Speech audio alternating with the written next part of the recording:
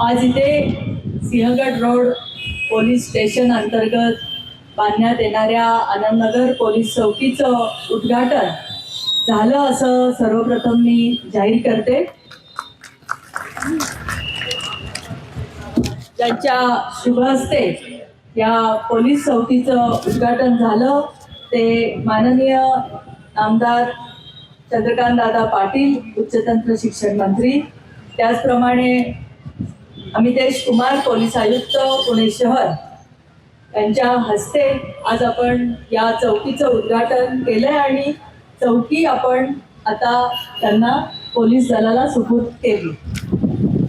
या कार्यक्रमास उपस्थित रंजन कुमार शर्मा, पोलीस सहाय्यक, राजेशजी बनसोडे, अप्पर पोलीस आयुक्त, संभाजी कदम, पोलीस उपायुक्त, अजय परमार, दिलीप ताईकडे, उत्तम भजनावळे, राजकुमार अडागळे, रेश्मा साळुंके, सुरेंद्र कुमार काटकर, कीर्ती कुंजीत, इथून होणार प्रज्ञा पोद्दार, हे सर्व पोलीस दलाचे आणि आमचे भारतीय जनता पार्टीचे आमचे दीपक शेठ मिसाळ, श्रीकांत जगताप, मंजुषा नागपुरे, ज्योती गोसावी, प्रसन्नदादा जगताप आलेत का? प्रसन्नदादा जगताप, प्रवीण चोरबोले, त्याचप्रमाणे आमचे जितेंद्र कोडेकर, राजू कदम, निखिल शेळमकर, प्रशांत थोपटे, श्रावणी जगताप, राजश्री शेळमकर, कविता वैराके, स्मिताताई वस्ते, जमलेले सर्व माझे नागरिक बंधू भगिनी. कोणाचं नाव राहिलं असेल तर आता आपण त्यांचं नाव पोलीस चौकीला देऊ. त्यामुळे राहिलं असेल त्यांनी नंतर संपर्क साधा.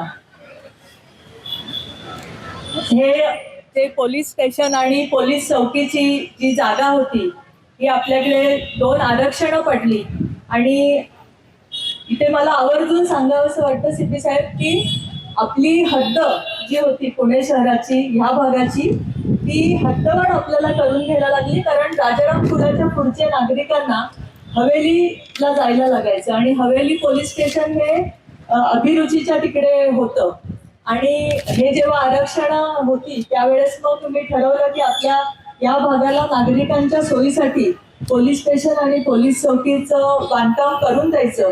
त्याप्रमाणे हे आज पोलीस चौकीचं बांधकाम झालेलं आहे. पोलीस स्टेशन पण आम्ही लवकरच 1-2 महिन्यामध्ये तुमच्या ह्याच्यामध्ये देऊन टाकू. आता मला चंद्रकांत दादांनी विचारलं की पोलीस चौकीच ताई एवढी भव्य केली तर पोलीस स्टेशन कसं असेल, तर निश्चितच पोलीस स्टेशन पण मी म्हणेन की पुणे शहरातलं चांगलं पोलीस स्टेशन, सर्वात चांगलं, मी शब्द दिला होता त्यावेळेस त्याचप्रमाणे ते बांधून तयार होतंय आणि आम्ही ते सपोर्ट करू. आज ही पोलीस चौकी आहे. सीपी साहेबांनी मागच्या वेळेस 5 सायबर पोलीस हे करण्याची घोषणा केली होती. तर मला असं वाटतं की ते 5 सायबर कक्ष सीपी साहेब करायचे, त्यातला 1 सायबर कक्ष तुम्ही इथे पण करू शकता. एवढी जागा उपलब्ध करून दिलेली आहे आणि पोलीस चौकीमध्ये मुळामध्ये पोलीस चौकीमध्ये आमच्या ज्या महिला पोलीस काम करतात त्यांच्यासाठीचं एक रेस्टरूम, आमचे पोलीस बांधव जे काम करतात त्यांच्यासाठीचं एक रेस्टरूम आम्ही या चौकीमध्येच उपलब्ध करून दिलेलं आहे. आणि मला असं वाटतं की जेव्हा सार्वजनिक जीवनात काम करताना आपण बघतो की आता आपल्याकडे आज आषाढी एकादशी आहे किंवा गणपती येतील, नवरात्र येतील, या सर्वांच्या वेळेस 24 तास पोलिसांना रस्त्यावर उभं राहायला लागतं आणि खूप कमी सोयी सुविधा त्यांना या माध्यमातून मिळतात. मला वाटतं ह्याचा पण विचार सगळा केला पाहिजे. आपण आगामी काळामध्ये ज्या पण गोष्टी तयार करू त्याच्यामध्ये पोलिसांच्या सोयी सुविधांचा पण विचार केला पाहिजे, कारण आपण आतापर्यंत म्हणजे आम्ही बघितलं की गणपतीमध्ये महिला पोलिसांना जायला कुठे बंदोबस्तात असताना टॉयलेट नसतात, कुठे खाण्याची सोय नसते. दादा आम्ही जवळजवळ 30 वर्षापूर्वी विद्या सहकारी बँकने पहिल्यांदा त्यावेळेस जेवणाचा कक्ष पोलिसांसाठी गणपतीत उघडला आणि तो आज तागायत चालू आहे.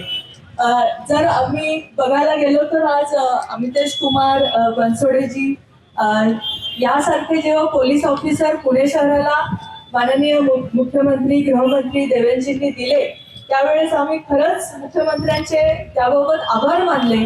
कारण मी इथे आहेत म्हणून सिटी साहेब कौतुक करत नाही, पण निश्चितपणे मी कौतुक करेन.